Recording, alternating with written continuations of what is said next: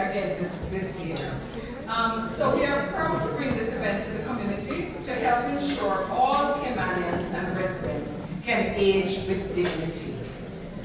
So, as I begin, I'd like to acknowledge the following persons.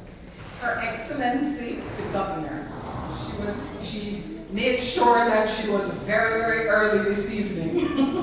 So I'm glad to see that she made it, Mrs. Jane Owen. And I see the Honorable Premier, Mr. Andre Evans, trying to hide in the back. Welcome, Premier. This is hardly hiding. And we expect also the Honorable Ezra Miller, Speaker of Parliament, the Honorable Isaac Rankin, Minister for Social Development. He's right here in the front, our biggest supporter. Welcome, sir. And as you know, he's also the Minister for Youth, Sports, Culture and Heritage, so he has us from cradle to grave. We also recognize the Honorable Catherine Evans-Wilkes, Minister for Health, Environment and Sustainability. Here it is. That's technical. These classes are for nearsightedness. And Ms. Heather Budden, Parliamentary Secretary and Representative for Social Development, Education and Training and Tourism. Welcome, Ms. Heather. Whether or not she was the representative, she was going to be here. Because as we all know, Ms. Heather is one of those persons who always talks about older persons.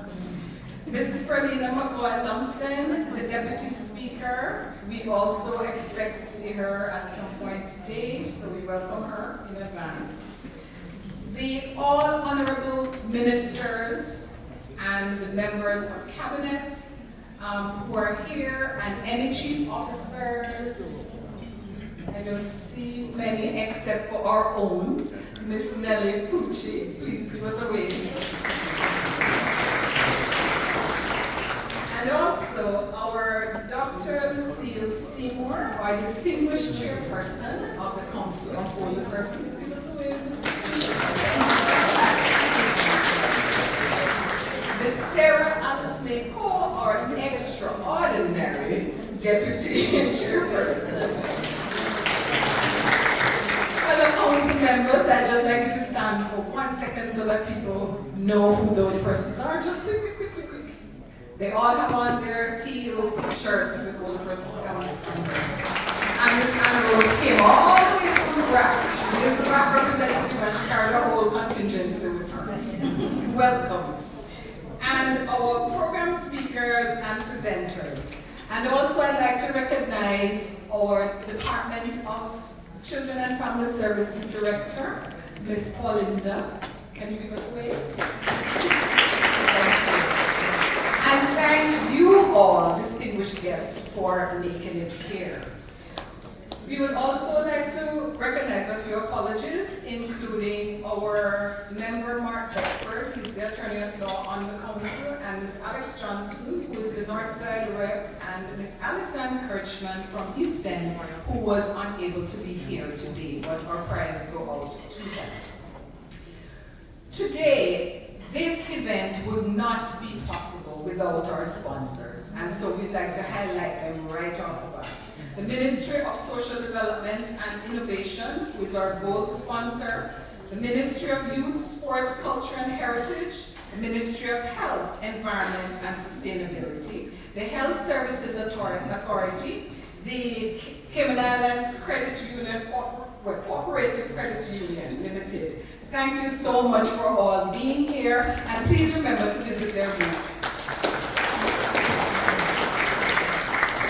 We would also like to thank the Honorable Nicholas Da Costa, Minister for District Administration and Home Affairs from Cayman Brac. He sponsored the attendance of our seniors from Cayman Brac today, and they were safely escorted here by Cayman Airways. So thank you so much. And we'd also like to acknowledge the Department of Agriculture for beautifying our stage with these wonderful plants.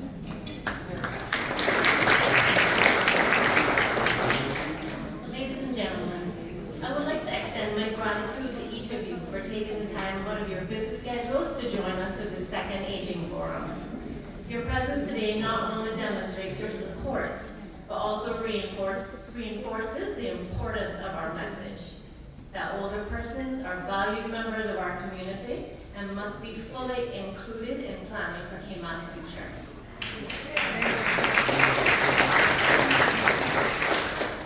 As we grow older, we often overlook the significance of the stage of life. However, globally, we're witnessing a shift. People are living well beyond the age of 70. Our focus should be on ensuring quality in these years, not just quantity.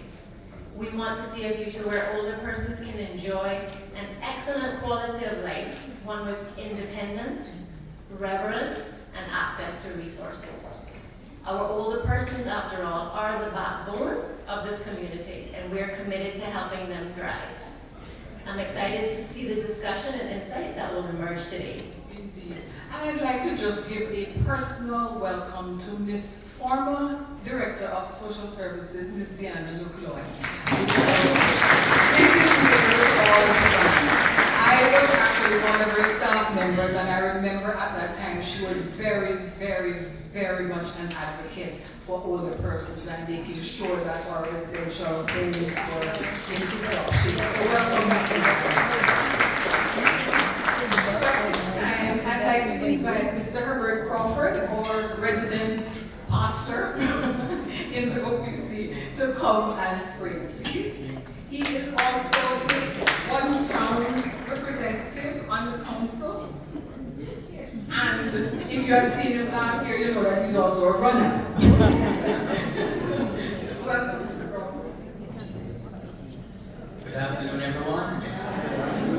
Are we still awake? Yes. After that sumptuous lunch, you won't have time to go to sleep. So, just want you to know I'm an older person, even though I look so young. We're all aging gracefully, aren't we? Yes. And we're very proud of it, aren't we? Yes. And we're happy to be here, aren't we? Yes. I'm going to take us to do one thing. Can you help me to convince the men that they become old too, they're old too? And that they should also join us? They don't know what they're missing. So be an ambassador for the Older Persons Council. And next one we need to see equal representation, male and female, men and women. Let us pray. Eternal God, our Heavenly Father, we pause to give you thanks for this forum.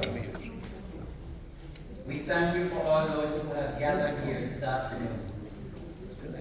Thank you for older persons, for their worth and their value, for all the contributions that they have made to society and are still making.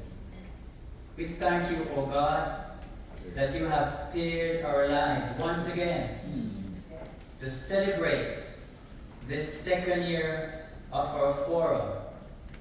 We want to thank the government of the Cayman Islands for all the efforts they are making in ensuring that the needs of older persons are met. We want to thank you for the Older Persons Council, who have been agitating on behalf of all older persons in these islands.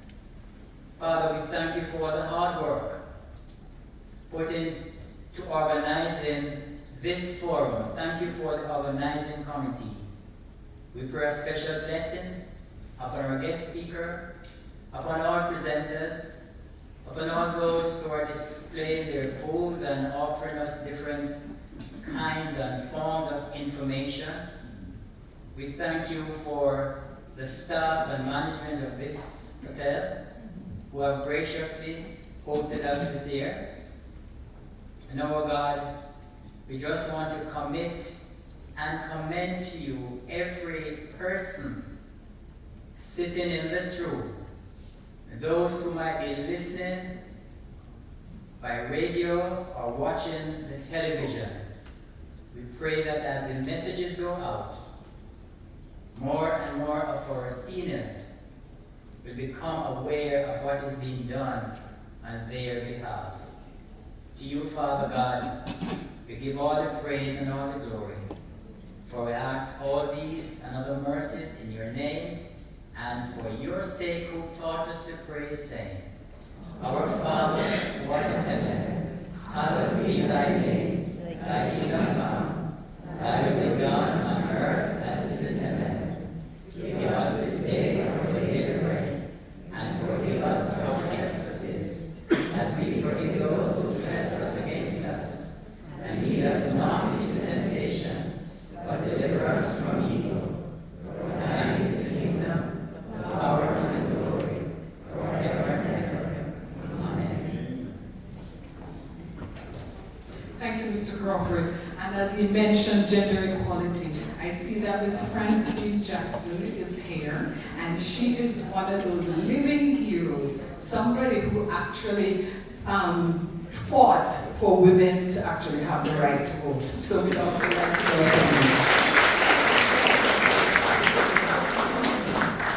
you. So we'll now have our national anthem, which will be sung by Janelle, who and she will also be singing the national song as well. So we invite you, if you're able, to stand, please.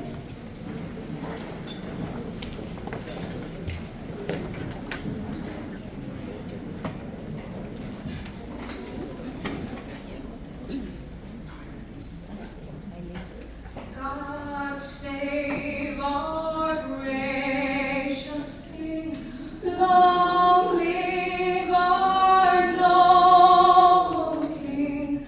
God save the King. Send him victorious, happy and glorious, long to reign over us. God save the King.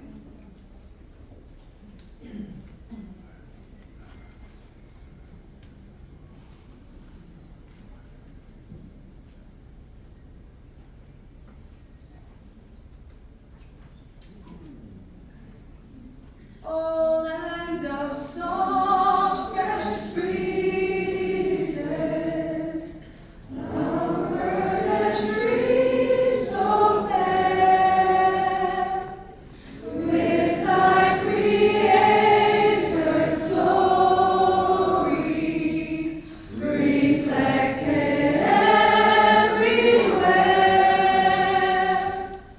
Oh, sea of palest emerald, merging to darkest blue. Whene'er my thoughts fly Godward, I always think of you.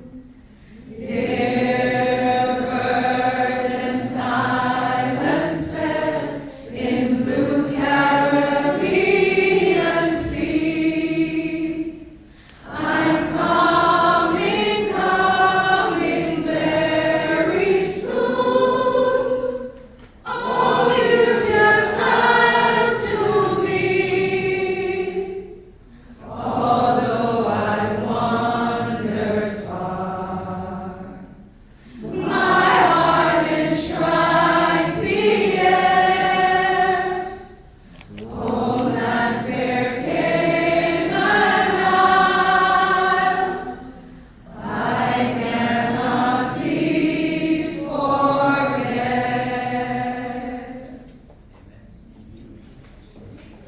Thank you, Gina. And if you're able to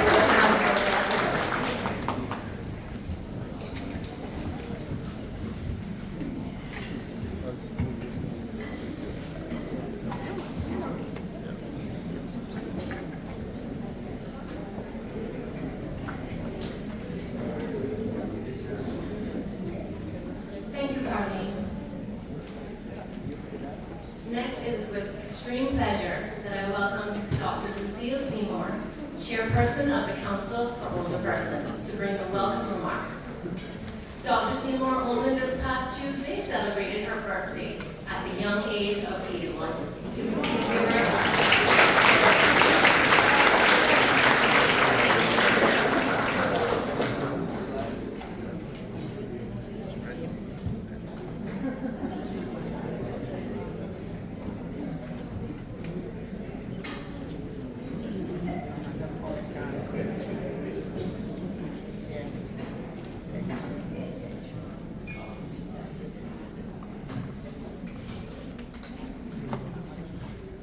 They say there's nothing like a good old thing, right?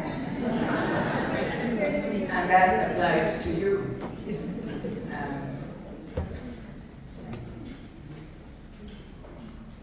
Protocol hasn't been established, but I certainly would like to give a special welcome to all of you.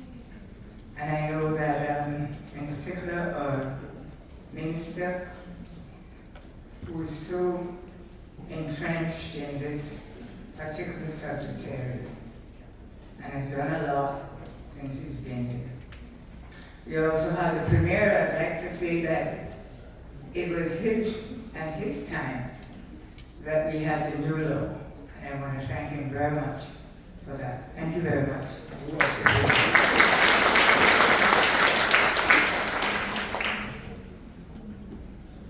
There comes a time in every nation's story when we must choose what kind of legacy we leave behind.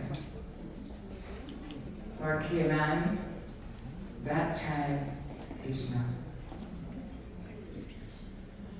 On behalf of the Older Persons Council, I warmly welcome to this pivotal gathering, one that marks a turning point for Cayman and the world.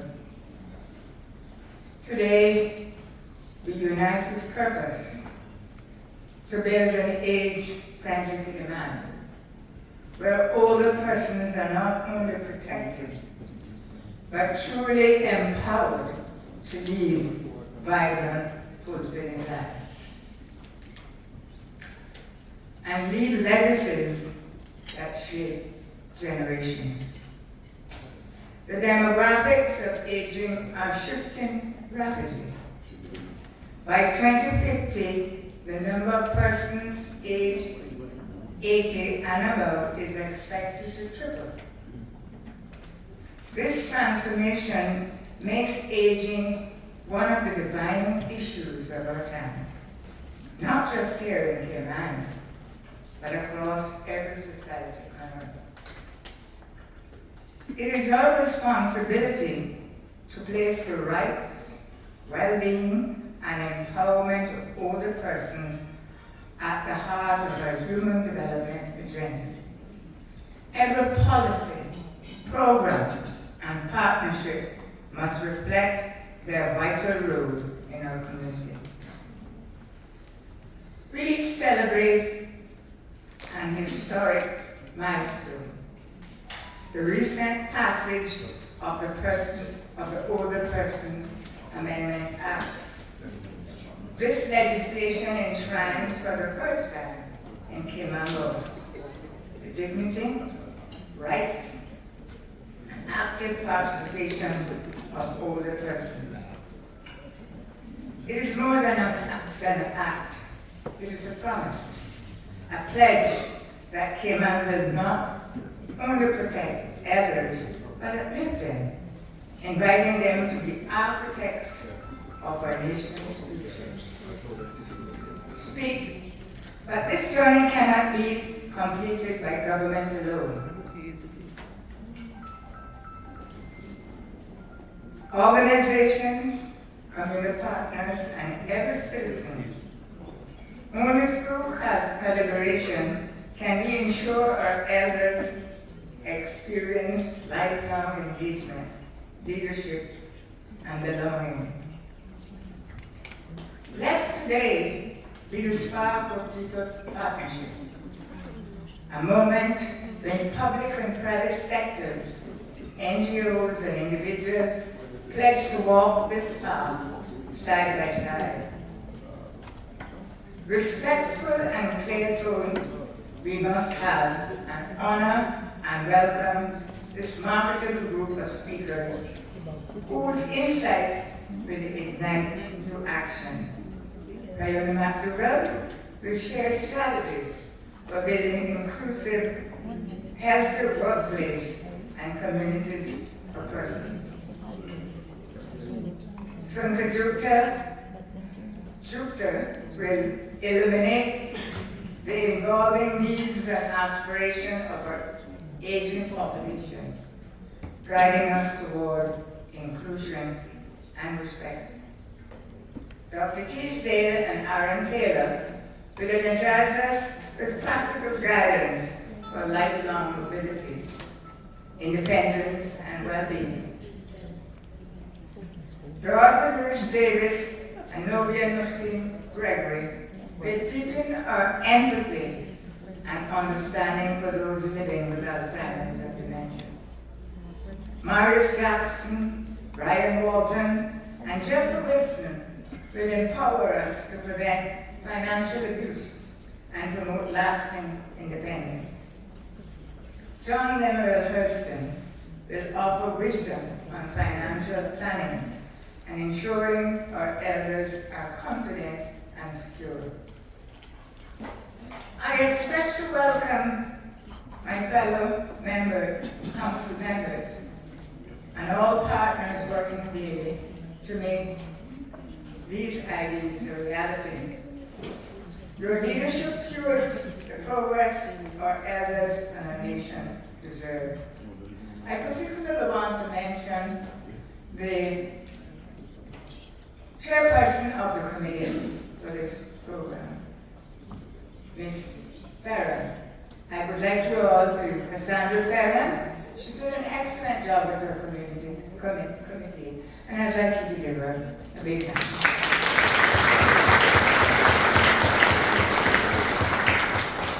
Let us remember, Cayman has always been a society rooted in respect for elders, where the wisdom of age was cherished. Let us rediscover that spirit, and advance it as Cayman becomes a global beacon. A place where every older person is empowered, where their work and guidance influence all generations, where aging is celebrated as an opportunity for growth, not a burden. May this forum fill our hearts with gratitude, our minds with new ideas, and our community with resolve. Let us go forward, united, empowered, and determined to make Cayman an age-friendly society. Thank you.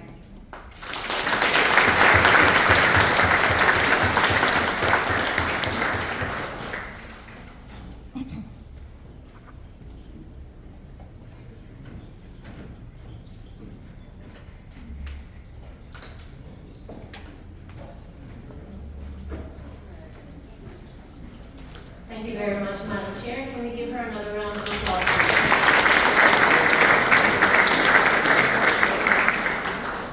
Mr. Rankin, I'm going to beg your indulgence for a few minutes because I know you are next on the agenda. However, I'm going to invite our Premier, the Honorable Andre E. Banks, up to the stage to give a few remarks to the forum.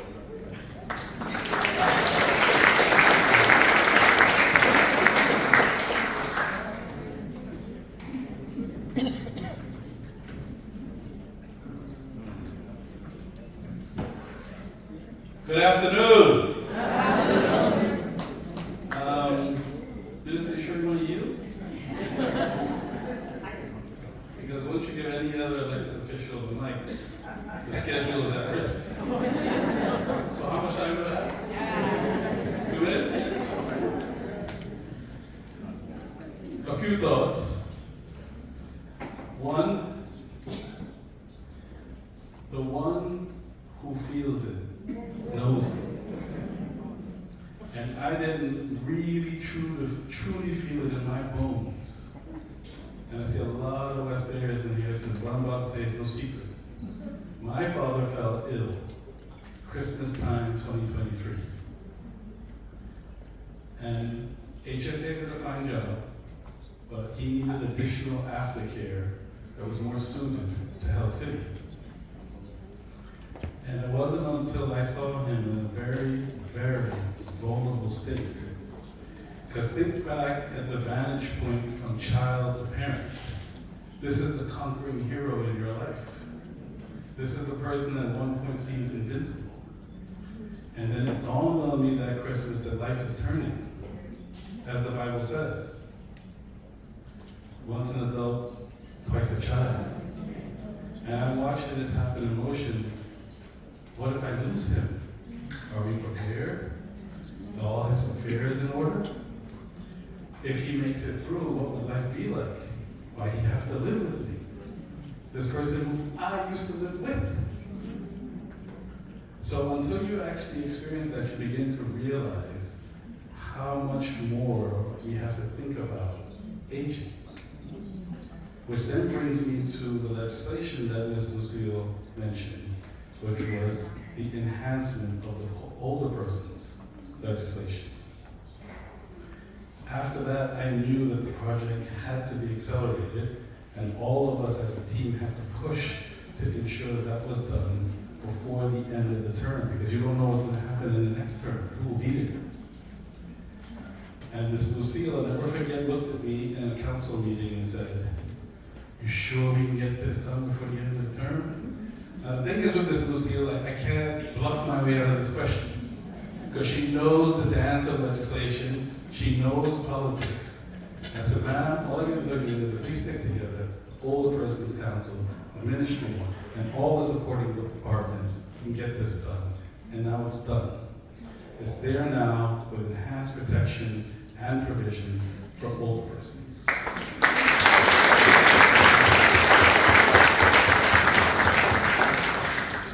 The other thought that came to mind is this, as far as I can see, is larger than last year, so I'm glad to see that the conference is growing.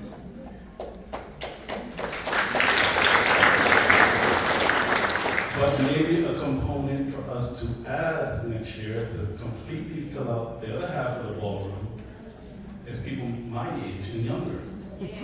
Because as far as I saw, I was checking the calendar before I was sequestered up here. This is called the Aging in the Cayman Islands Forum, not the Old Persons Forum.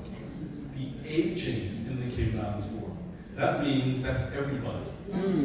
Every day the Lord gives you breath and strength to get up the next day, you have aged. And it happens to me. Because let's see, I see some family, Miss Marilyn's son Justin is one of my best friends in this whole world. And he got me into this pickleball thing. And last week I had a retreat for the ministry. And I wanted to be on time because it's important for the minister to be on time to show the staff that you care. I had it all timed. I was going to play pickleball, not with Justin. I'm running from playing from Justin. I don't want him to say he beat the premiere, so I've been ducking it. Don't tell him. Had time, played, 7:30, 8:30, shower, be down by the retreat. I would love to have told the staff the reason I was late is because there was some heroic shot I made at the end. Played the game fine, no injuries. I showered and reached around to grab the towel and didn't catch the towel, and just that one movement, all hair jammed up. That would have never happened at 21. Just that one thing to miss the towel, and that's it. And my wife Tiffany looked, "You gonna know?" So it is going to happen to all of us, so we need, incumbent upon our generation, to make sure the ballroom is filled with our age, because each one needs to teach one to really move the policy forward and understand how people feel in each of the situations to make sure the policy is expansive and works for all. So may God bless all of the aging persons in the room, and may God continue our very blessed country, these Cayman Islands.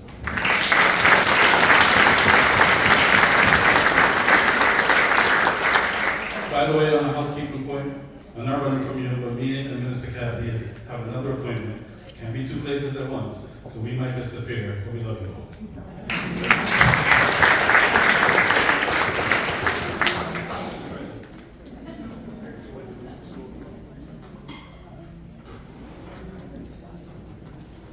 Thank you very much, Mayor. And to your point, we actually do have some ministers here, and we'd like to acknowledge them, the gentlemen from the Scouts, for making sure to get us up and get us down safely.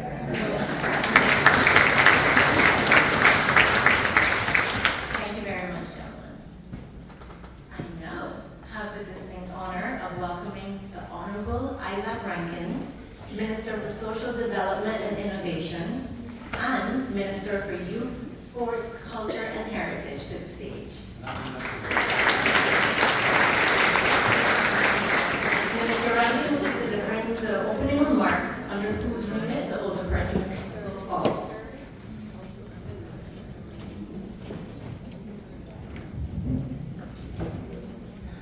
Good afternoon, everyone. The Premier was right on two fronts. But just for to say where he was very funny, just coming in, someone don't say he was 65 and older. I say, no, I'm practicing. And he kind of said that too. But he was right on the front that we are getting rolled up, but what he didn't say that some of us are getting rolled up. Ladies and gentlemen, friends, and more importantly, the guests of honor here today, our older persons. It is a privilege to be here with you and on this national forum today. But before I go much further, I have one question to ask. And this is very important, not even for older persons. What kind of Cayman do we want to grow old in? Good one.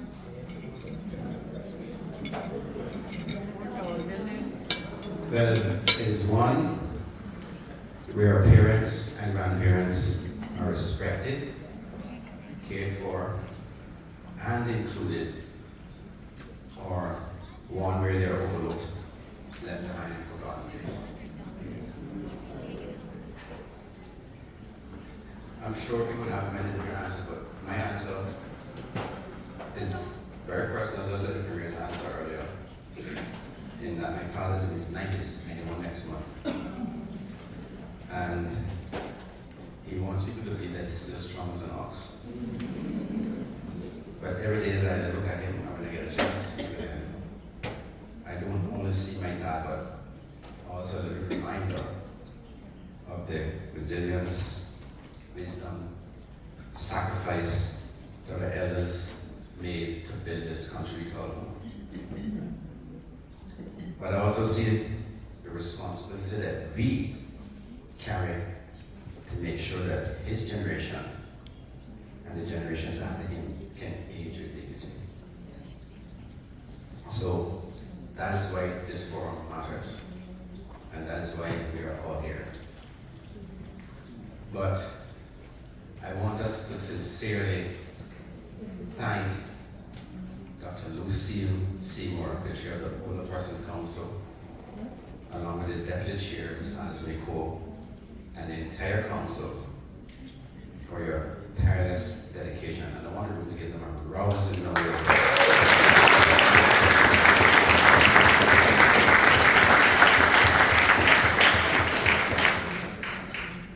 While they only come under my responsibility in May, for 8 years, this council has met faithfully, and I know Ms. Lucy will not have it any other way. Raised critical issues and kept the needs of older persons on the national agenda. Today's event is a continuation of that legacy. But there's other people to thank as well, so I want to thank the Ministry of Social Development and Innovation team under the astute leadership of now Chief Officer, Ms. Nelly Fouché, Deputy Chief Officer, Mr. Gibbs, and all of the staff for their commitment advancing this work.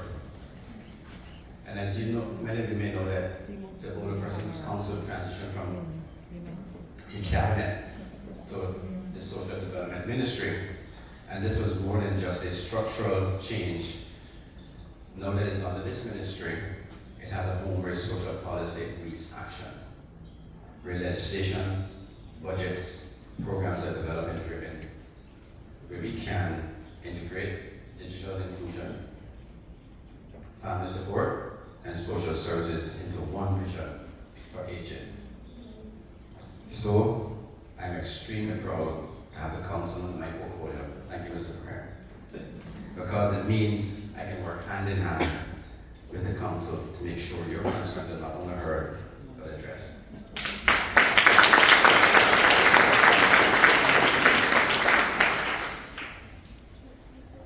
Through the hard work of the council, the older persons policy have come a long way. And the older persons policy 2026 to 2035 was approved. And also since the Older Persons Act 2017 was approved, which gave legal protection to our seniors. But in recent years, the council has launched the Age Proud campaign. They participated in the healthcare conference. And most importantly, worked with the Ministry on the Older Persons Amendment Bill 2024. And that was strengthening the law to better protect seniors. But while we've come a long way, there's also challenges as well. Challenges such as the digital systems that leave some of us behind, housing shortages and accessibility barriers, economic vulnerabilities after retirement, and the urgent need for Alzheimer's and dementia care, and the lack of mobility and inclusion problems. That's not an exhaustive list. There's many more issues. And they're not like abstract issues either. There are daily realities for our parents, our neighbors, our friends, our aunts, our uncles, and for many of us in this room. So I supported the council's work, the policies, the legislative work. The ministry also backs programs that makes a difference in the daily lives of older persons. We are proud to support Meals on Wheels, which provides hot and nutritious meals and a friendly face most of the time to those who need it most. Through the Department of Children and Family Services, led by Director Mendoza, we coordinate annual events like October's Older Persons Month, including the Older Persons Month Ambassador Program.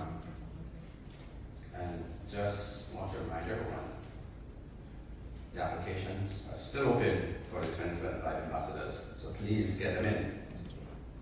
The DCF persons are here, so speak to them before you leave.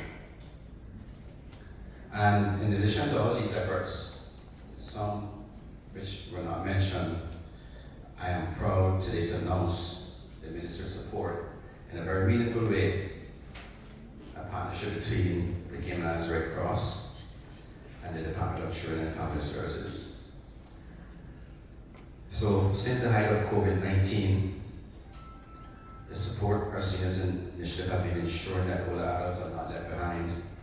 That's providing transportation to medical appointments, delivering groceries and medications, and offering companionship and mobility support.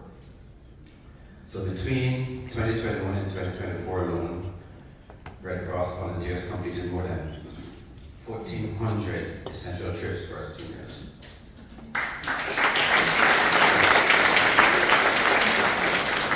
And that is growing every single year. So to strengthen this vital program, we have committed a one-time contribution of $10,000 from the ministry to Red Cross.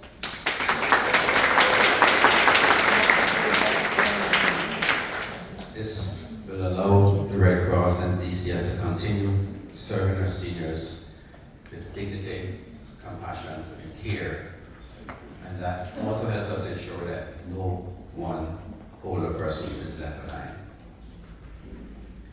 And also through the Department of Financial Assistance, We provide tangible support there as well, with nearly half the assistance, some people say half, it's 49%,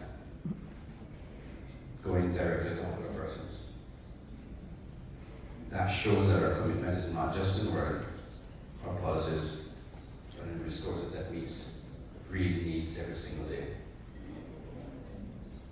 So, what do we do? Where do we go from here? As a ministry, we are committed to working closely with the Council, with the Premier and other ministers, and with the community partners to address the challenges and opportunities of an aging Cayman. This includes advancing the regulations that strengthen the Older Persons Act and ensuring legislation keeps pace with the realities older persons face today.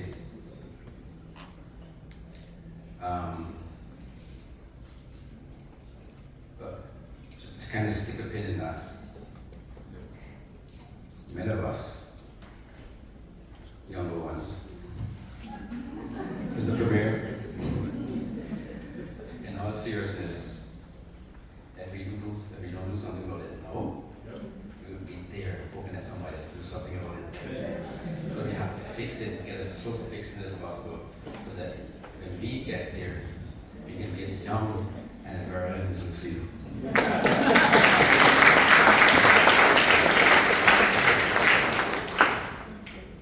So it will mean also that we need to raise awareness of the Council's role and finding more ways to engage people in every district, every single district, and that includes Cayman, practically Cayman as well. As long as I'm here, man, if we do it here, we'll be doing it there. So we need to make sure that all of our older person voices are heard everywhere. And it will also be supporting digital inclusion, so that Cayman, as Cayman becomes more modern and paperless, our seniors are not left behind. And I guess I can joke about myself and my dad too. I bought my smartphone a couple of years ago. So he asked me why I think he needs a smartphone, he just needs to answer the phone. But for the first 4 weeks that he had the phone, I had to go there every day. Every single day.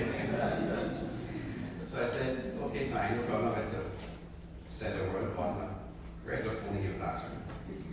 So I still have the phone home in my house. But the interesting thing is last week, I saw a message pop up on WhatsApp and it was his number. And it was a voice note.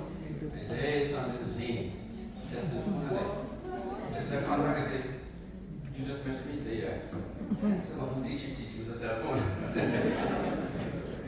So, lo and behold, while I was thinking that he was not able or didn't want to, I guess, the reality in some aspects allowed him to learn how to use it. So, every one of us can learn to use technology, every single one of us.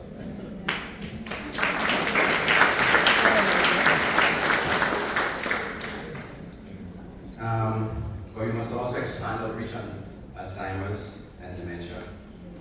And that's something that is a little bit personal for me. I can't think of any family member of mine that suffers with it. Personally, I've seen enough people suffer with it that it is a concern and close to me. So we must continue to expand our reach for both families and caregivers, and to look carefully at housing and accessibility.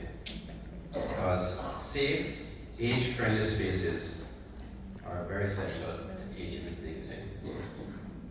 And these are not goals for one ministry alone. We have 7 other ministers now, several portfolios, and we all have to work together across government, with civil society, and with the private sector. And by working together, we can build a Cayman Islands that respects and uplifts every single generation. So as we wind down, so I can let you guys get on with the real stuff, we need to know that our older persons, every single person's room, we need to say it loud and proud and Caymanian proud. That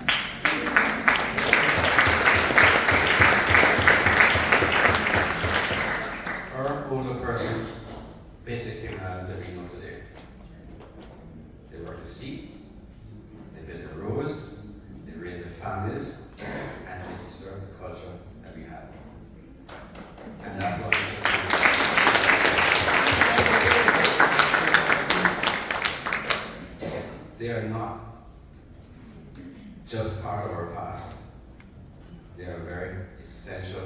our present and a guide to our future. Because everything we learned back then, now, guides us in the future. Everything.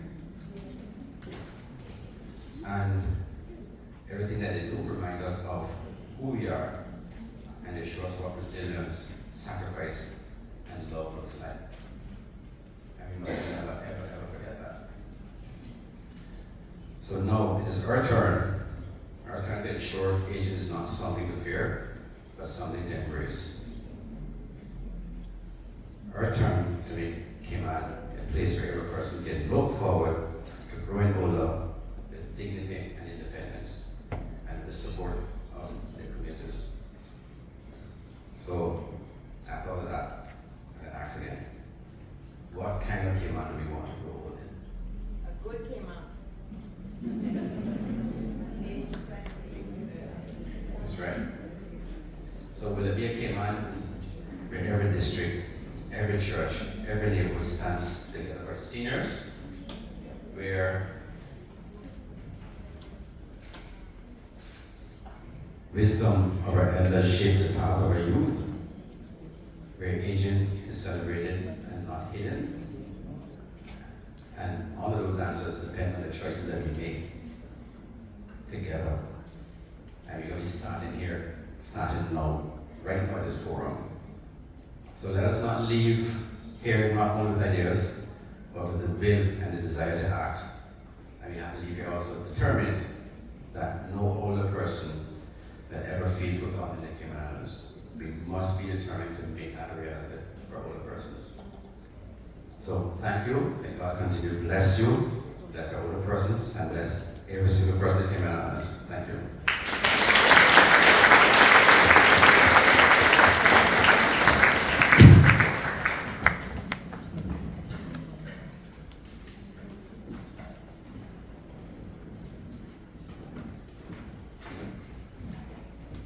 Mr. Rankin, thank you very much for your words of inspiration and your reminder about our responsibility. Another round of applause, please.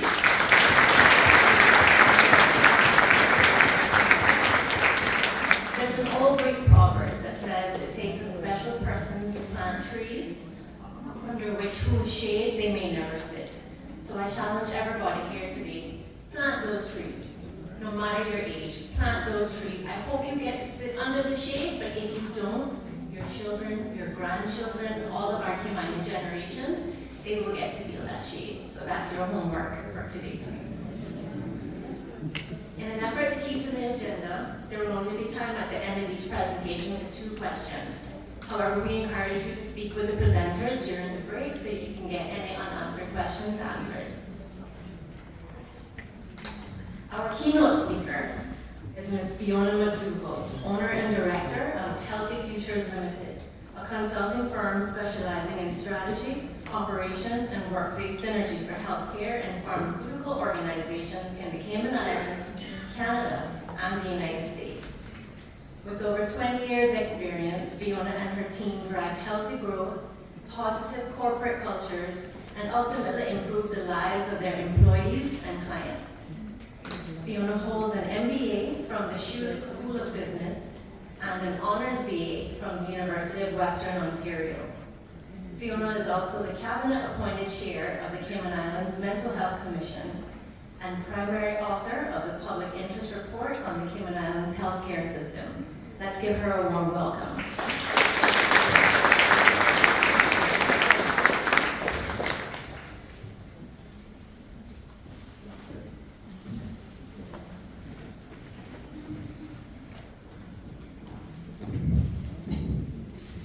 Thank you.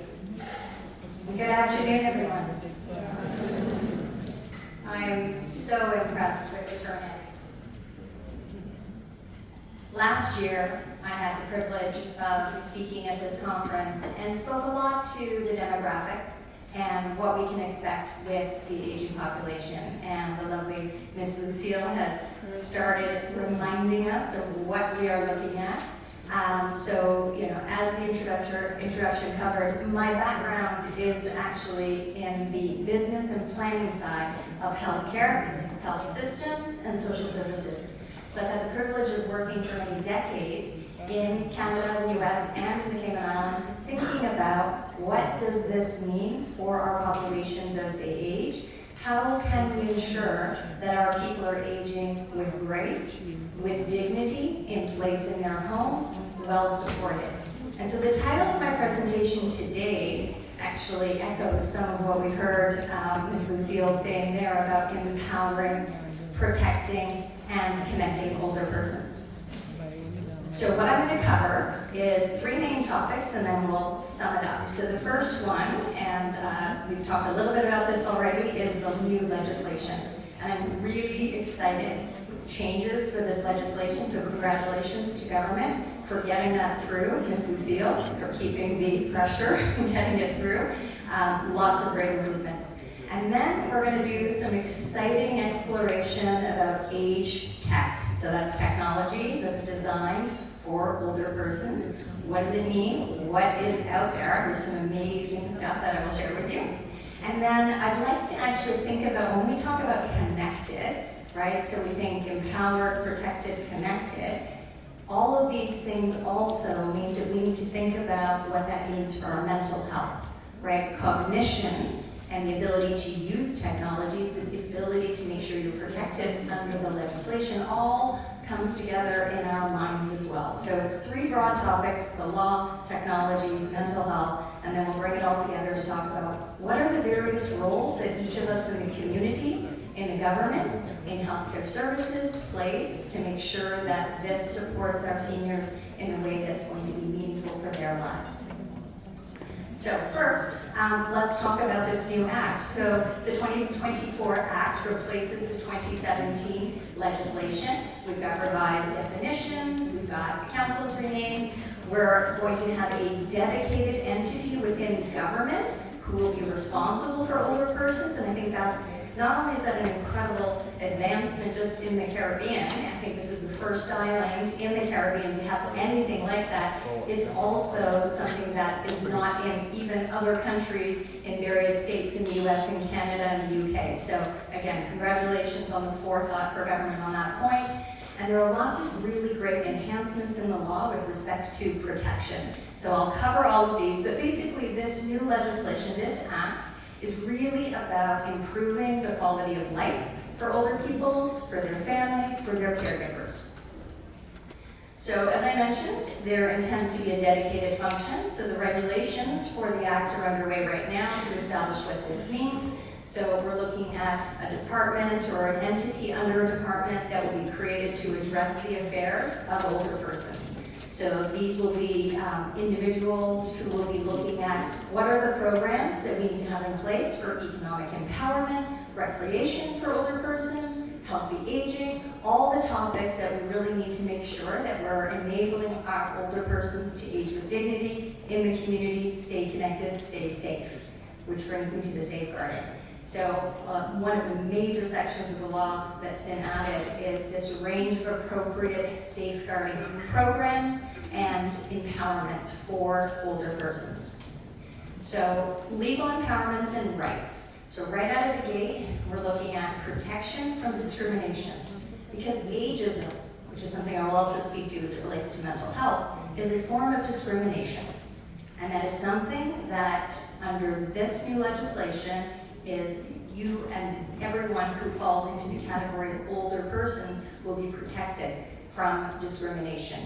Also respect for autonomy, decision-making, recognizing that you have the ability to make decisions, to be engaged in decisions about your life, prioritizing your own judgment for your well-being, and making sure that if there is a need for any restrictions, because of course as we age, there will be impairments of the vision, there will be impairments of hearing, cognition. So, there are important safety considerations, but we want to make sure that any restrictions are minimized and proportionate to whatever the support is that's required, ultimately guaranteeing older persons' rights to justice, to privacy, to full participation in public life. So these are really important amendments. So voice and choice is a category I have here for older persons, that their wishes, preferences are guided by policies and actions, and that any services that are set up under the new function will be reflective. And we talk about this in healthcare as co-designed, right? So, you know, the council, for example, lots of great representation. Everyone in this room, you know, if you consider yourself an older person, be part of the dialogue to co-design what these services, what these programs can look like to meet your needs, getting your voice heard. With respect to enhanced protections, so the law is very specific in terms of ensuring that there are protections from abuse and neglect. And this is really important because, you know, there are bad actors out there, and we need to be realistic. And I will speak about some of the cautions even in the tech world, the online world. There are lots of people out there that are looking to take advantage of kind-hearted older persons. So this legislation now ensures protection from abuse, whether it's physical, emotional, economic, neglect, failure to have, you know, essentials of food and shelter and medical care provided. And there are penalties associated with this, up to 12 years imprisonment, minimum sentences of 5 years.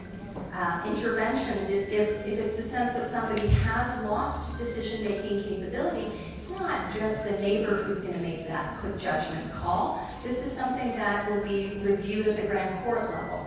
So we want to make sure that there are safeguards in place as well for anyone who is supporting older persons. This means training. This means policies, right? For any organization who is going to be supporting and engaging with our older persons, do background checks, and make sure there are written policies so people know, I'm dealing with a population that's potentially vulnerable. And so what does that mean in terms of me making sure that I've got eyes and ears, that we're making sure they understand how we're engaging with them. And I love the last section here in the legislation, which is the duty to report, right? So this means that as a community, all of us with eyes and ears have a duty to report any suspected abuse, neglect, and then we make sure that's done in 24 hours.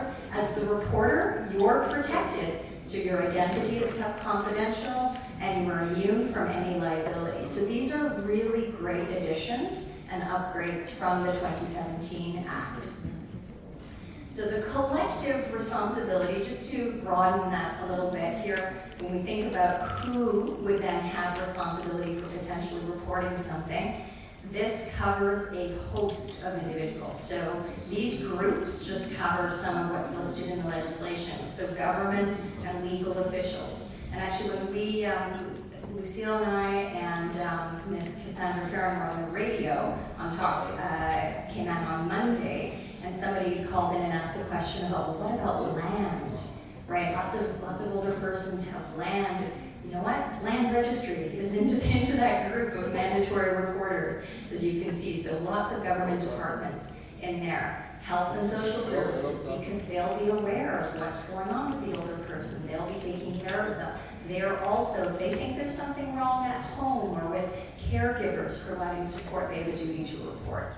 Law enforcement, of course, justice, financial and professional services, right? So if an individual who works at a bank, at financial services, sees some suspicious activity happening in an older person's account, that needs to be flagged. They have a duty to report that.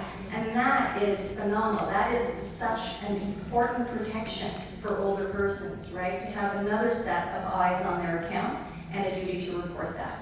And then, of course, our community role, so ministers of religion, employees of spiritual organizations, basically any volunteer as well. We talked about, you know, the wonderful volunteers at Red Cross who provide support our seniors. They as well, if they're coming to do a pickup, to deliver, if they see something wrong, they will be reporting as well. So lots of really great improvements here. And again, just a thank you to government for pushing this through, and also for really putting in the detail that's going to make a difference here.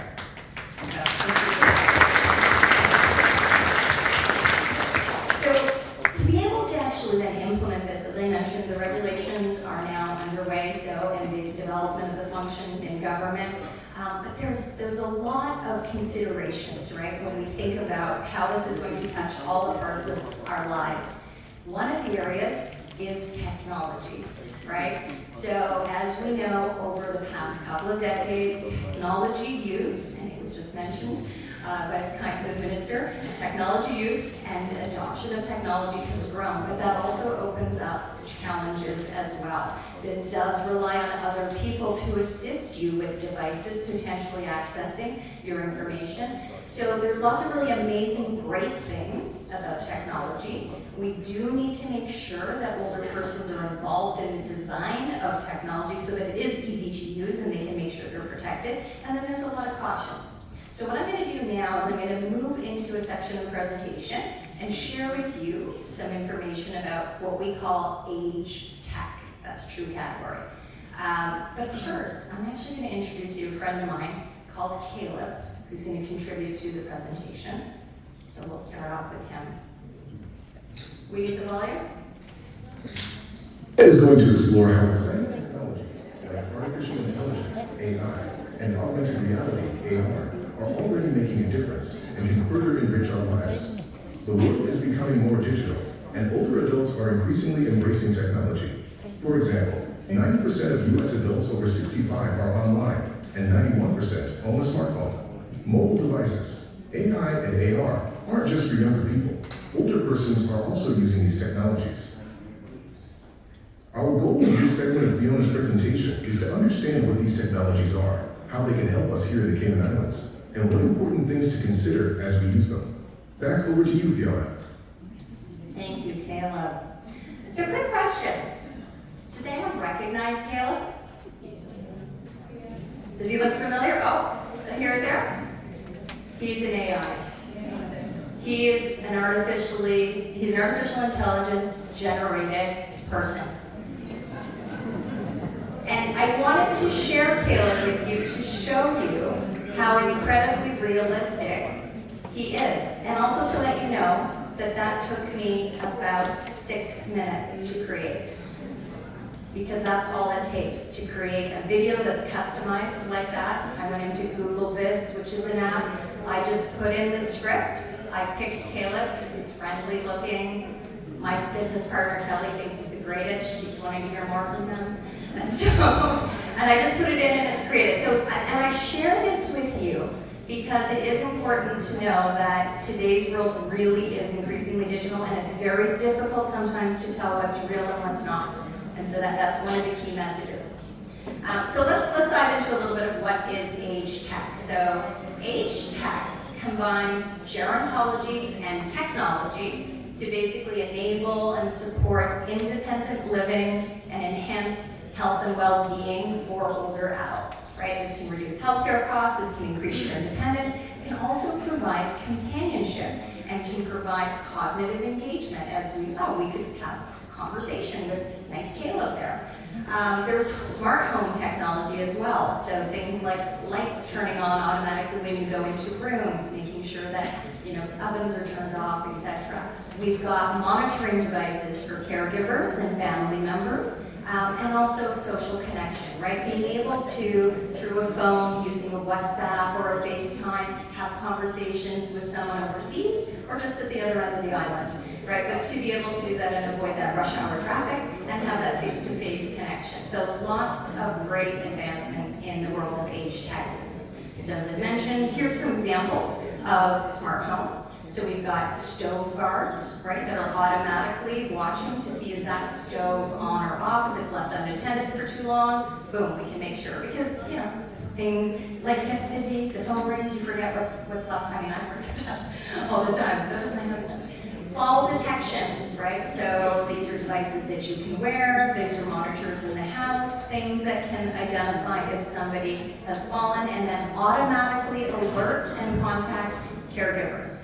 Video doorbells, smart locks, making sure that we know who's at the door, that the doors aren't left unlocked overnight, etc. So all these things can help with safety, but also, enhance independence and being able to live in the home longer, right, with comfort, safety, and security. Caregiving is a huge role, whether it's a family member or whether it's a paid caregiver.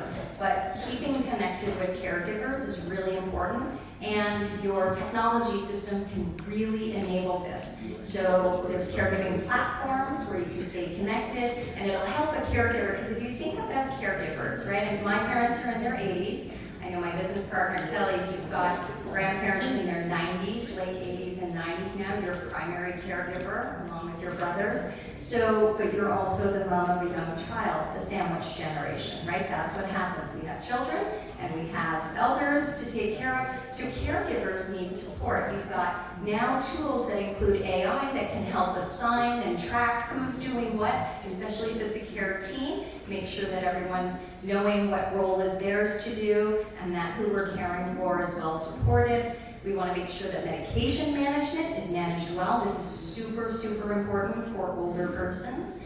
Polypharmacy is one of the top 10 reasons that older persons end up in hospital, and that's drug interactions because of the number of medications that they may be taking for chronic conditions. And so it gets very, I mean, I have challenges managing my own medications. It's very challenging to know when to take which pills at the right time. So that's really important to adhere to your medication. And then financial tools.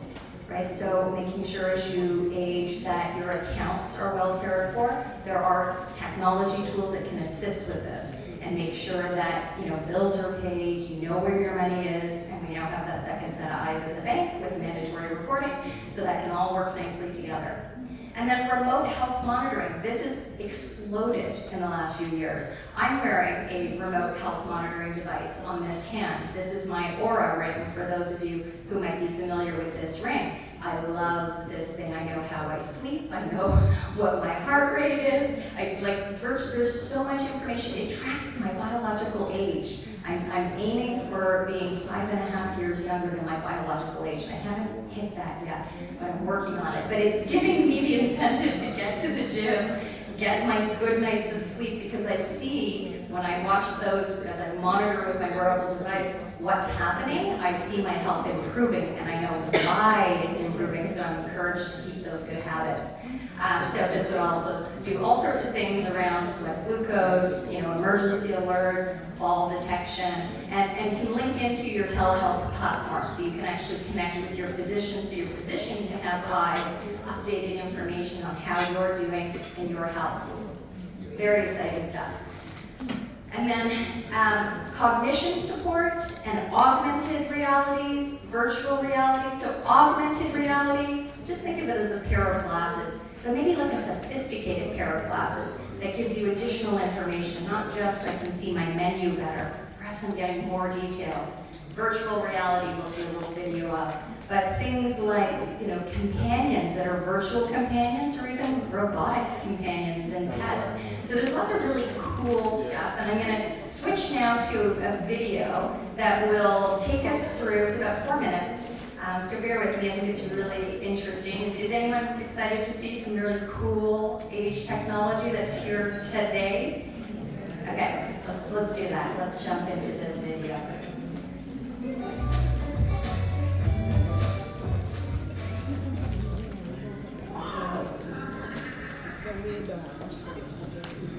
My initial interest in IVR was to be used in an assisted living capacity for residents that had lost a bit of mobility or accessibility to some of their previous interests and hobbies, but I found it is applicable to the whole spectrum of senior care. Independent living residents can do a dual activity with a friend or a family, and the memory care residents, it's something very calm and soothing or even very exciting that they used to do. It could be applied across the board.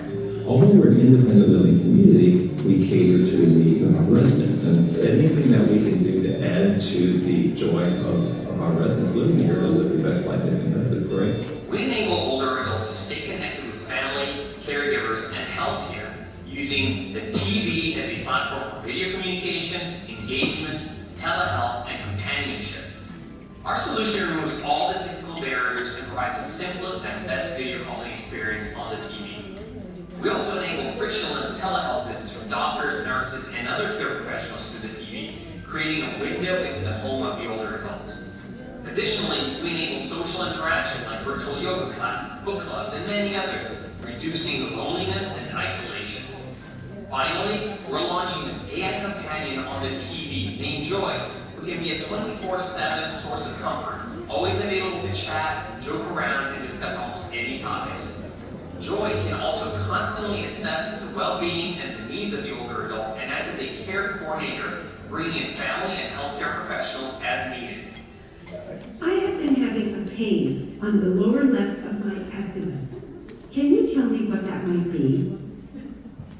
I'm sorry to hear about your abdominal pain. Can you describe the pain further? Does it come and go, or is it constant? It comes and goes.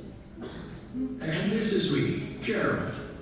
I'm 82 years old, and I live with a robot designed for people like me.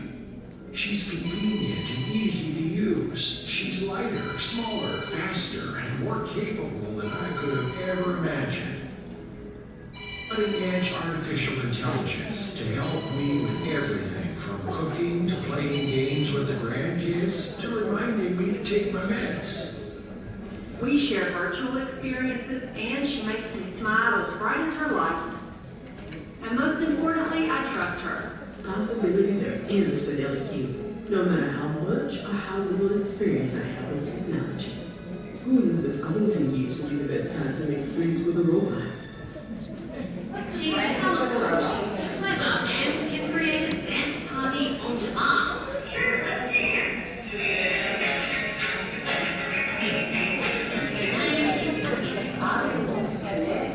She communicates, she's fun, she brings joy. Developed by Australian robotics company Andromeda, the humanoid companion is designed for light-hearted social connection. But Abby is more than Tai Chi and bubble shots. Using artificial intelligence, she can change between 90 languages to connect with people of different cultures. She can recognize faces, remember conversations, and understand emotions. Unlike people, she's got infinite patience. So the 12th time that you tell her a story compared to the first time, she's going to be just as excited. So it's actually a really perfect fit for people with dementia.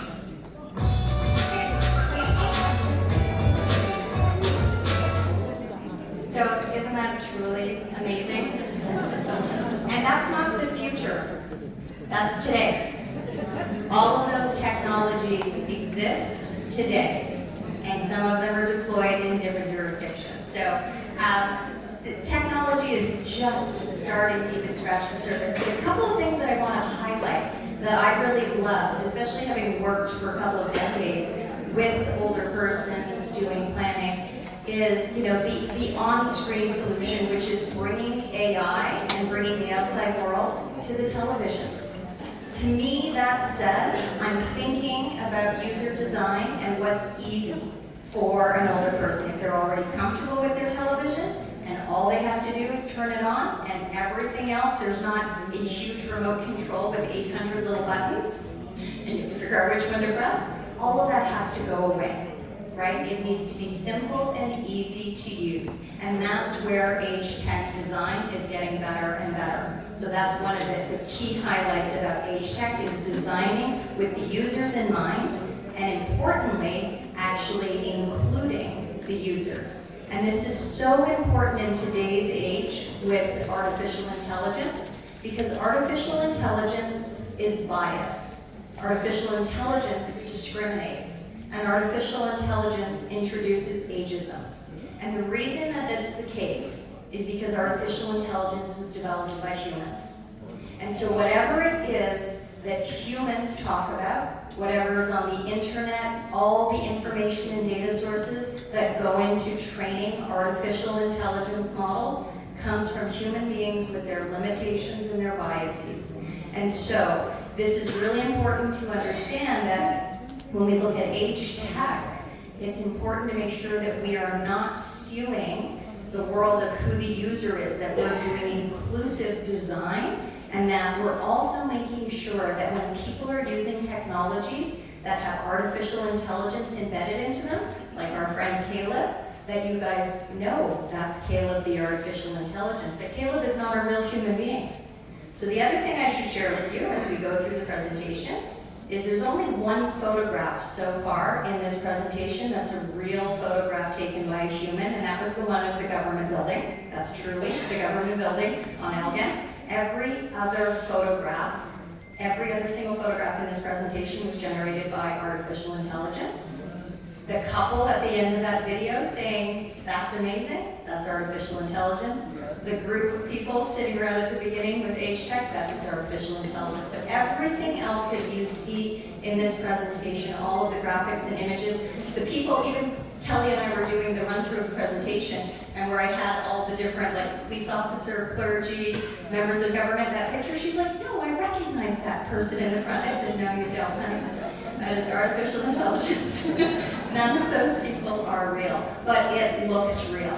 And that's why transparency is really important, and consent when it comes to technology. Giving your consent to a technology platform to know your personal information is something that must expire and be renewed frequently, which is a hassle, I know, but it is so important to make sure that as we age and perhaps we start to forget things, we don't forget to make sure that we're not continuing to give information to platforms that made sense 5 years ago but not anymore. And also that your caregivers and decision makers have an access to a kill switch, literally, to turn off subscriptions, to turn off access to your data and information, right? I mean, even the other day, I used an AI to look through my emails to make sure I canceled the subscription. So it's a bit ironic. I was using technology to make sure I canceled the technology. But the important thing is that your consent must decay, and that, as conditions of cognition develop, then we need to make sure that we don't introduce risks like financial or privacy harm. So we have a term in technology and in artificial intelligence, and we do a lot of training for organizations locally and abroad on artificial intelligence. The term is overtrust, okay? So that means don't trust that Caleb is a real person. You can trust but verify. Anything that you're looking at today, the reality is if you're online or if somebody sends you a video, and get this, even if you receive a phone call, it might not be a human being. It might actually be an artificial intelligence. Artificial intelligence can call you on the phone, and they can also mimic one of your loved one's voices. So it's really important to be a bit skeptical. Recognize the wonderful benefits of technology and age tech, because it is amazing and it's tremendous, but you also need to have a healthy skepticism and make sure that those fears of privacy and security, they're real. So we've got to make sure that the tools that you adopt, you share them with your caregivers, with your family members, with your loved ones. Get them to double check the security protocols, that they're easy to use. Make sure you're well trained on anything that you would use. Make sure there's guardrails, making sure that you sign in, sign out, or that somebody else gets an authentication for you, and make sure you've got friends and family to support you with that. I'm going to flip to another short video that I think you're going to find very interesting, and it's a little bit about how artificial intelligence does mimic human beings so well. Don't believe everything you see, and don't believe everything you hear. This is why. Hello, I'm Fiona from the United States. I work as a journalist and live in New York. Yes, that's me and my voice. But my name is not Fiona. I'm not from the United States, and I don't live in New York. The video is a deepfake that I created in just a few minutes, and it didn't cost me anything. If you figure that out quickly, here's another one. Some people are losing their minds because the video below would be AI generated. I'm also a deep fake. This one was probably harder to identify as a deepfake because it was created using a paid application that produces sophisticated results. Deepfakes are generated using artificial intelligence tools and designed to mimic real humans. And that can be dangerous, especially during elections or conflict. Deepfakes can be created to influence public opinion, create divisions in society, damage reputations, or to commit financial fraud. So, how worried should we be? The primary targets are usually politicians and celebrities, but anyone can be affected. So, here's how we spot them. Check the eyes of the person talking, differences in resolution, or any blurred areas.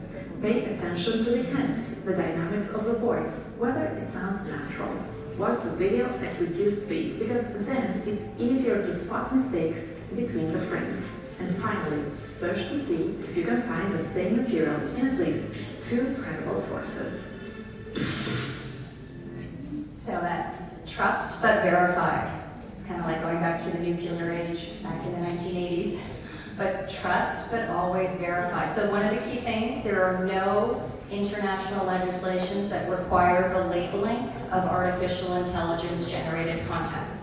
So you can't trust just because you don't see a label. You always need to verify. Make sure that any audio, any video that you receive, if somebody in particular is saying, hey, you owe some money, or you need to contact this person, and here's why, and it sounds like a legitimate phone call or a legitimate video, always check in with another caregiver or family member and say, hey, did you get something like this? Is this real? Always question it. Unfortunately, older adults are most vulnerable to fraud. In fact, in Canada, both my in-laws and my parents have been on the receiving end of what's called the grandparent scam, if anyone's heard of it, where thieves call and they have voice imitators that imitate, in my case, my son, saying that he's been in a car accident and he's in jail and that they've got the lawyer on site to take him out. And this happened to both sides of our family. Can you believe that? And so it's become much more not known and it's been publicized on the news. But in each instance they called, is Tyson okay? What happened? Like, they believed it. So these are really important, and deep fakes are going to make it harder and harder to know what's real or not. So it's important to have, key words with your family and your caregiver to make sure that you've got a bit of a code that you can make sure that things are true and it is person, not an AI. And just taking us back to the legislation for a second is the reporting. So if you suspect something, please report it. If you suspect that, if you're a caregiver in the room or even an older person and you think that there's whether it's AI generated or a real person who's looking to commit fraud, please report that. And as you see now, we have the legislation behind it to act on that. So there's lots of exciting things about technology and a lot of caution. So it's all about balance. But one of the exciting things about technology, when it's adopted well and when we put those guardrails in place and those protections in place, is that it can actually really help people with isolation and loneliness. Because as we age, the reality is that it becomes a little more difficult to constantly get out and be engaged with folks. We tend to live a little bit more in our own spaces. So, there's this delicate balance with respect to, isolation and then being able to stay connected, right? We connect in multiple ways. We connect in person, we can connect through technologies. The key point is it's really, really important as you age to stay connected, right? And it's difficult. You're fighting against discrimination, covered in the law, ageism, social exclusion, and all of these things, if I put on my mental health commission hat, can have a very negative impact on mental health. And so this is important. As we said, ageism is a form of discrimination, but the worst part about it, not only is it a discrimination that under the law is not permitted, it falls into this horrible cycle that if you're discriminated against because of your age or because you can't hear so well or see so well, then that leads to isolation, which can then lead to depression because you're lonely and no one's calling you or you're not getting invited, and then you further isolate, which can then bring on more anxiety, and it's very, very stressful. So we need to really combat this, be aware of it, combat this. So technology, when used properly, can assist with this, and some of those augmented reality can assist with, hearing, with vision. So making sure that we're really thinking about our mental health as we age and what supports we need from family, from caregivers, where technology can play a role. One of the things that loneliness and isolation also does is it can internally cause distress, internalizing negative stereotypes for yourselves as older adults, right? And so that's something that we want to make sure that we don't have happen because it can have an impact on cognition. And I love talking to older persons who are just so bright and brilliant and smart, and the vast majority are, because losing your cognition is not necessarily a normal part of aging, and I'll talk about that in a second. Dementias are diseases and conditions. They are not normal aspects of our brain as we age.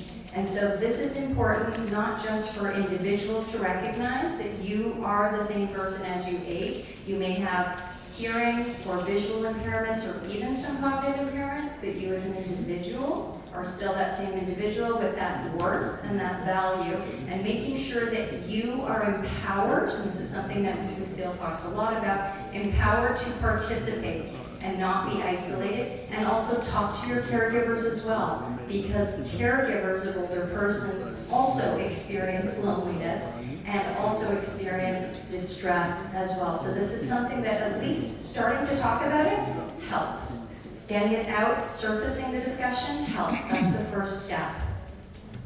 Statistically, we do know that age and increased age increases the risk of mental health challenges. So the global mental health prevalence is about 14% of persons aged 60 and older. But in the Caribbean, it's actually higher. It's 1 in 4. So it's 25% of older persons in the Caribbean who will experience a diagnosable mental health condition during their lifetime. So we've got to be prepared for the fact that, and there's many reasons behind that. Sometimes climate, right, being hot and difficult to get outside during daytime hours can lead to isolation, and as we saw in the cycle, if you're further isolated and you don't have community spaces to go out and meet with air conditioning and transportation, all the things that need to be put in place can lead to higher rates of isolation, which decreases your mental resilience. So that, and obviously, decline of cognition and any chronic health issues. So for those of you who were at the healthcare conference last year, the STEPS survey, which is a survey that's done by government in conjunction with PAHO. So that looked at the prevalence of chronic diseases like diabetes, high blood pressure, cardiac disease. These are factors that increase the prevalence of mental health conditions. So this will also be a reason why we see higher rates of mental health conditions in adults in the Caribbean, is because they also have higher rates of other chronic diseases. So it's really important to take care of your physical bodies because it has an impact on your mental well-being and on your mental health. So dementia is in fact one of the largest contributors to disability and dependence in Latin America and the Caribbean. We know that the cases are expected to rise over 200% by 2050, which is a shocking number, but we also know the prevalence of adults who fall into the older age category is growing, so that makes sense. And as I mentioned earlier, and this is really important, this came out of a study from the World Alzheimer's Report in 2024, and that is that there is a mistaken belief by 65% of healthcare workers that dementia is a normal part of aging.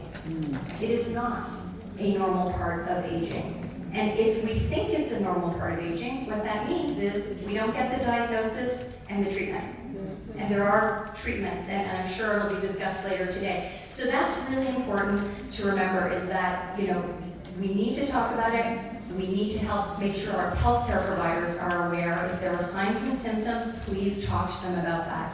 Because the mental health burden combined with something like dementia can be significant, and it can further increase stigmatization, exclusion, and isolation, right? We want to stay connected physically, electronically, in all ways. And as I mentioned, your physical health, just as important. Lots of ways to reduce your risk of dementia. There are modifiable risk factors, right? So education, number one, making sure you're talking to your doctor about it, watching for signs and symptoms.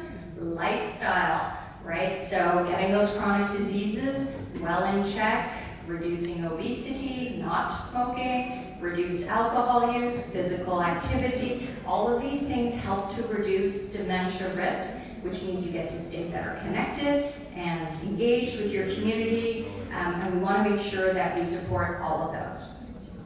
So all of those factors combined can help to combat ageism, discrimination, stigma, and we need to make sure that caregivers as well as older people are aware of signs, symptoms, and contributing factors. So speaking to people with lived experiences, making sure they're included, whether it's designing for technology, designing for the function in government that's going to support older persons going forward, making sure our community centers are designed so that they are age-friendly and people can be further engaged, and making sure that we're doing lots of support and lots of training.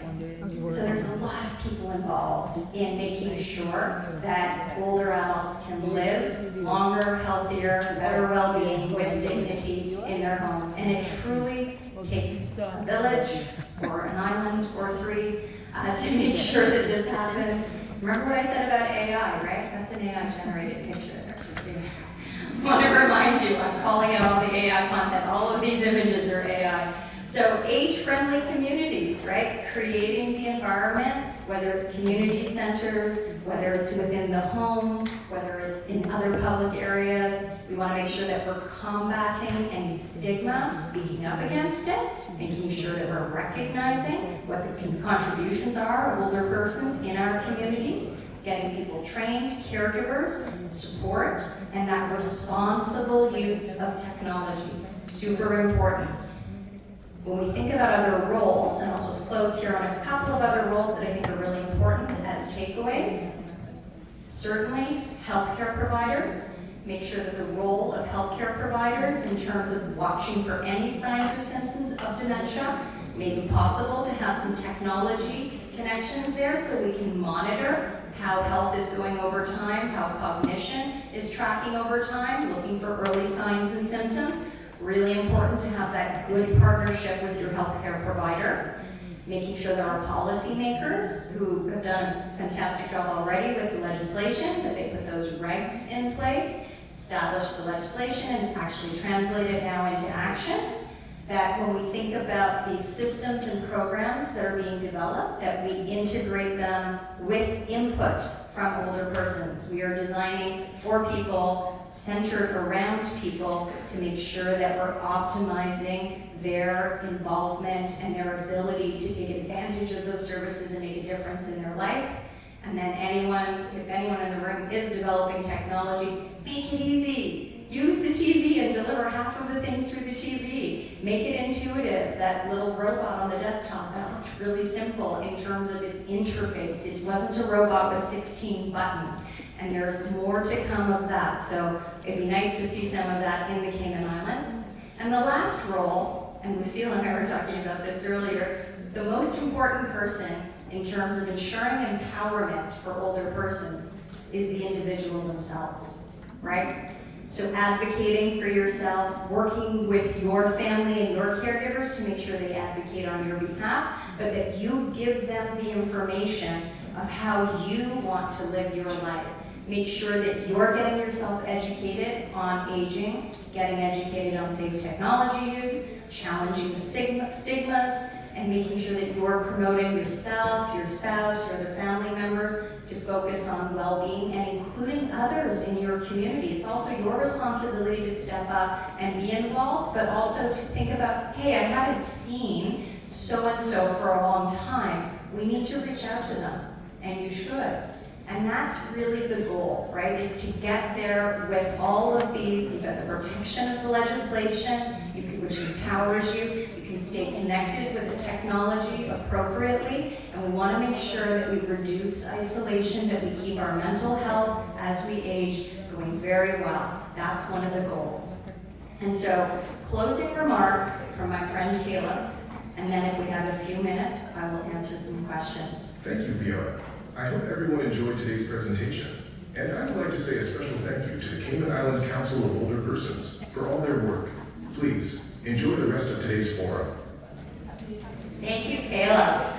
All right, so I'm happy to take any questions.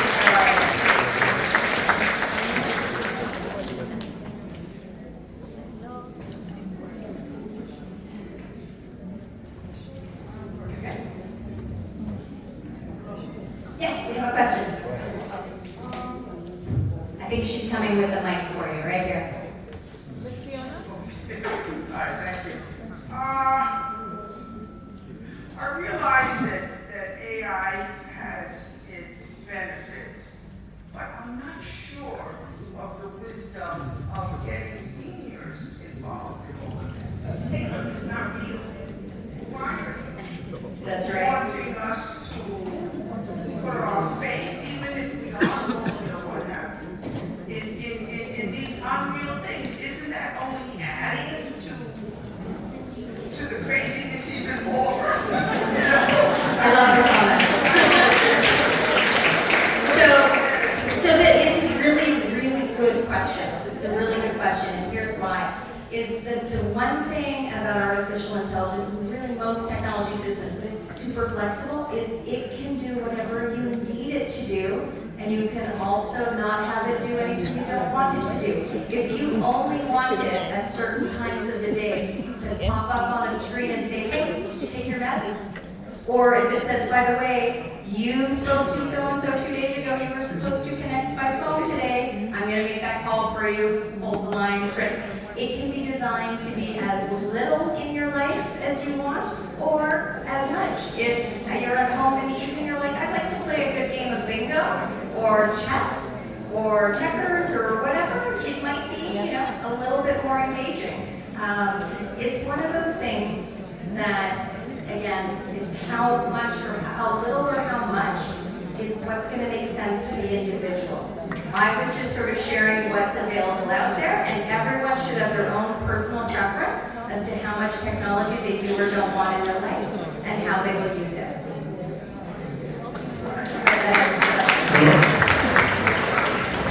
Another one? Yes. When you talk about social exclusion, a very important part of that is that many people do not necessarily have bank accounts, some older people. They do not have that thing called a credit card, which is a legal way of stealing money from people. On the dollar bill, it says, this note is legal tender for $1, established under the monetary authority. There are many businesses and many departments of government that unlawfully refuse to take money, a dollar bill, a 10 or 5 or whatever it is, to pay a bill. Including even the RCIP, the Royal Canadian Police Force.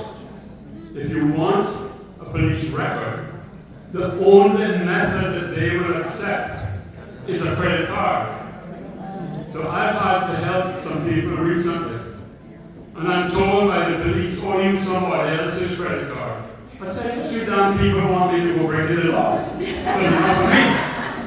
That's a good point. But this is an unlawfulness that we have to watch out in our society.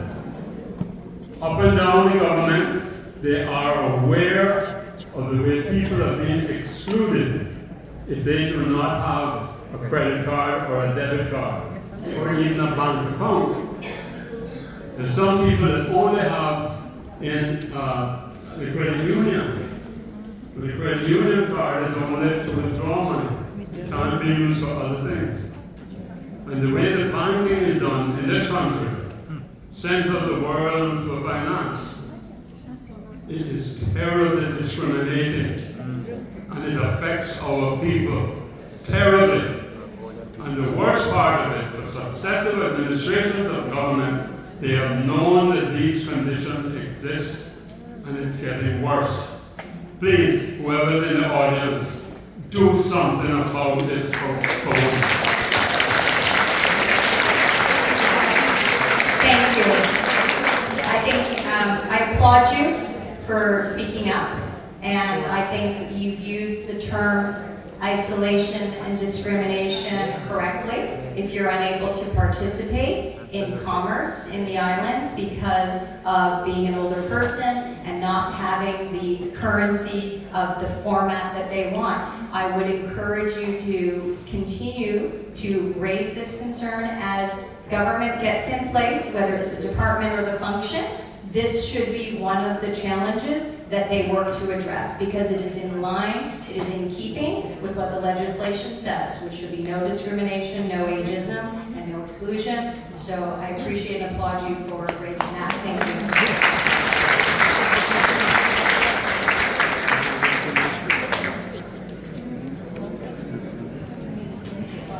Thank you very much. I know she gave us all a lot to think about. It was an excellent presentation. Ms. Daphne, I know you have a burning question, but in the interest of time, I'm just going to ask if you could just speak with Ms. Fiona on the side, just so that we can move along with the agenda. For anyone with questions,